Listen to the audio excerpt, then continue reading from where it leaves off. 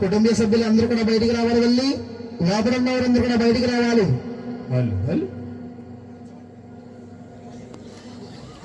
రామజన రాముడు రామజన శ్రీరామచంద్రుడు రామజన రామజన శ్రీరామచంద్రుడు రామజన రెండు రామజన రాముడొచ్చాడు రామజన రామజన రాముడొచ్చాడు రామజన రామజన దేవుడొచ్చాడు రామజన